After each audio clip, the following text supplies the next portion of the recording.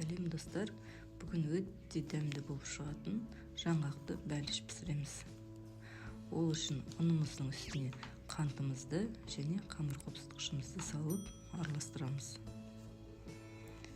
Үстіне жұмыртқамыз бен бөлме температурасында тұрған сары майымызды салып қамыр илейміз.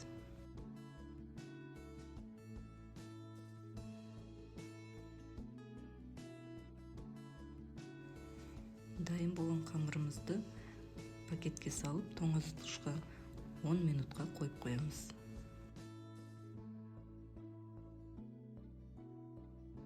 Қамырымызды тоңазытқыштан алып формамызға орналастырамыз. Салмасын саламыз. Салмасына бізге жаңғақ және қойытылған сүт, яғни сгущенка. Бірінші жаңғағымызды орналастырып аламыз. Үстіне қойытылған сүтімізді құйып, бетін тегістеп аламыз.